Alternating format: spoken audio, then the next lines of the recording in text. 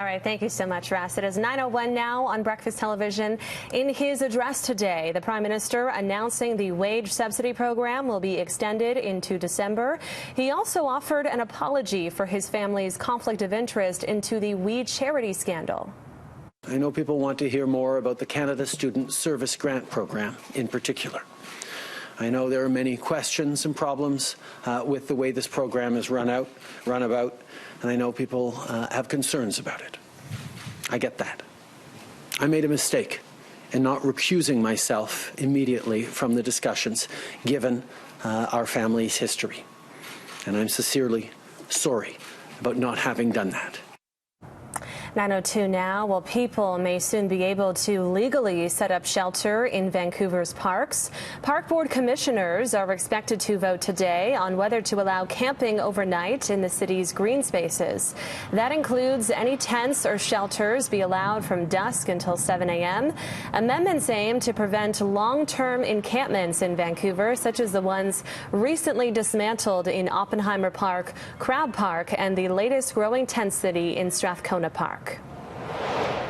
Homicide investigators have identified the man shot and killed in Abbotsford Friday evening. Police say 43-year-old Karmjit Sran was found dead inside a home on Lucerne Crescent just before 8 p.m. Sergeant Frank Jang of IHIT says the victim was known to police and this shooting was likely targeted. Investigators are asking for anyone with information or dash cam video of the area between 7 and 8 p.m. on Friday night to call police.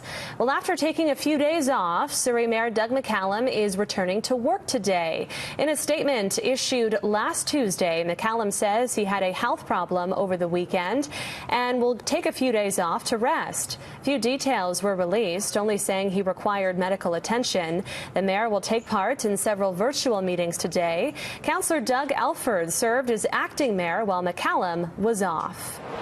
Kelowna is the latest COVID-19 hotspot in our province. BC's Health Minister Adrian Dix is warning about a possible spread from a pair of private gatherings, as well as a spin studio and restaurant. Contact tracing pinpointed 2 private gatherings at the Discovery Bay Resort between July 1st and 5th, and Boyce Gyro Beach Lodge on July 1st. Anyone at either of these gatherings is asked to self-isolate for 14 days and check for symptoms.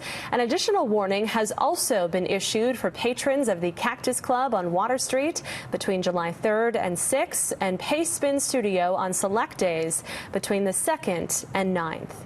A man from Richmond is speaking out after a bizarre encounter with a Richmond RCMP officer. As Ashley Burr tells us, the incident is prompting the question, should police officers be required to wear a face mask when dealing with the public? So the officer was this close to the window, which is pretty close, this distance.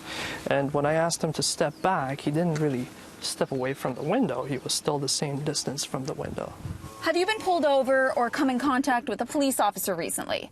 Have they been wearing a mask? Well, should they? That's the question a Richmond man is asking after he asked for space at a road check and says the officer replied, "Well, don't worry, I don't have COVID."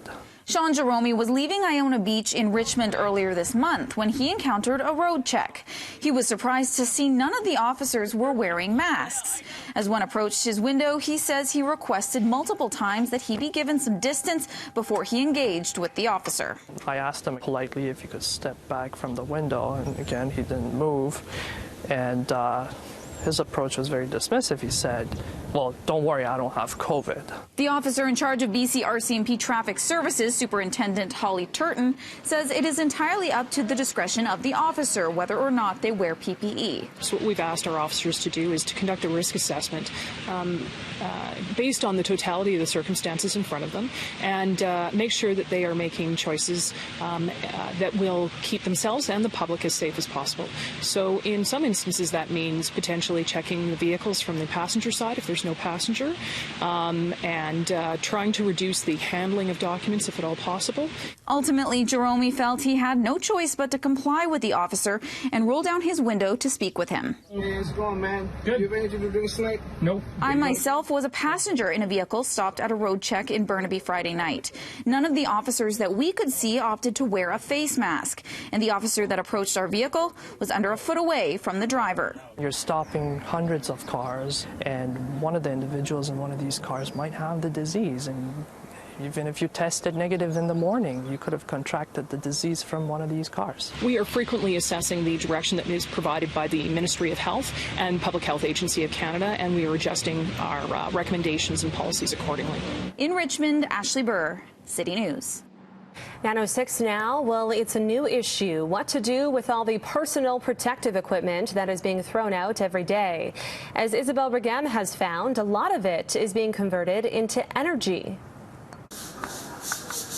More than ever, businesses are wiping and cleaning surfaces to keep their customers and staff safe. In most cases, it also means more single-use products being used and thrown out. We generally never used anything this disposable before. We are now being required to use disposable capes, aprons, gloves, masks. It's a drastic change for North Vancouver's Joy Hair Studio, which prides itself in being a 95% waste-free salon. Oh, crazy. I mean, in our first month, we went through 200 of our disposable capes and aprons.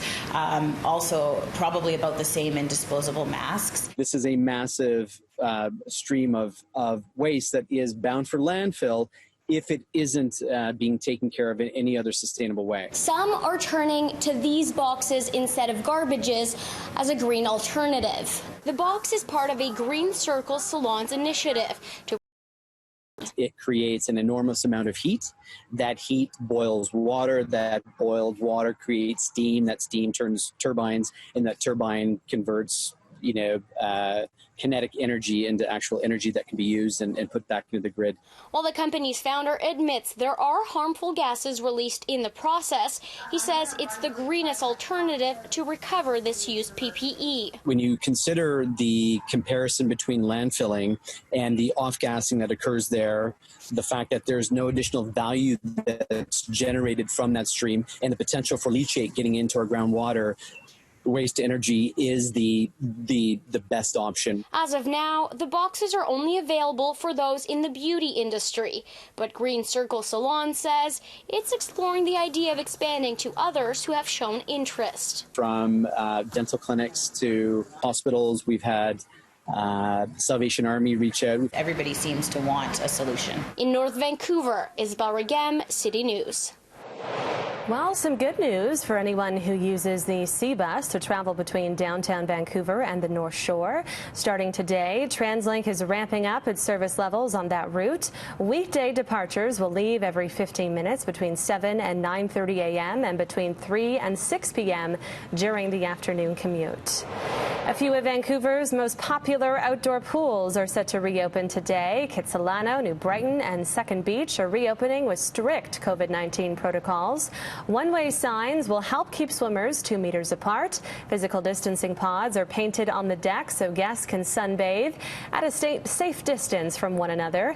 Tickets need to be purchased the day before the swim. In fact, there was so much demand for today's opening session, the website crashed for a couple of hours.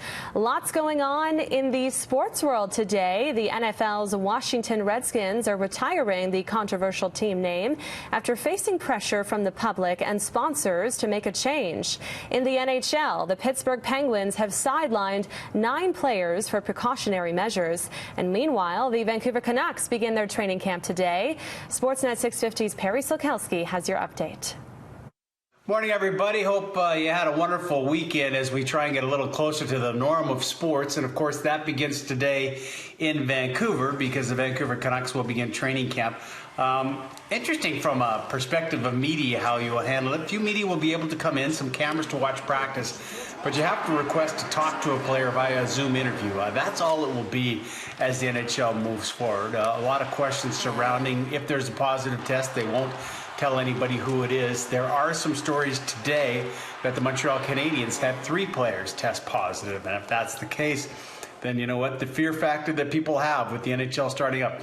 Will it work successfully? We'll see, but today's the start of training camp, so that is good news. NBA in Orlando, so that's a good thing there that the players have gone there. Charles Barkley, one of the foremost commentators, saying, man, he doesn't think the NBA will be able to work it out. And while they're in Orlando, that's where Major League Soccer is. And we saw from a Major League Soccer perspective yesterday, TFC was supposed to play at 9 in the morning. Players weren't happy about that, but a positive test on both sides, and the DC United team they were going to play. So, boy, it's just been chaos for Major League Soccer in Orlando. Vancouver Whitecaps have been there for a week. They've yet to play. They will hopefully play on Wednesday if everything goes well. So we'll wait and see as to what goes on. We know over the weekend Sven Berchi will not be with the Vancouver Canucks. He has opted out. We'll find out if more players have the decision to do that and see what takes place as we begin a new week and the first day of training camp. Have a good Monday, everybody. All right, thanks, Perry. You as well. 9:12 now on Breakfast Television. One of Vancouver's most popular attractions, Science World, has been particularly hit hard by the COVID-19 pandemic. They're calling on all lovers of science to get them back on track. We'll have this story coming up after the break.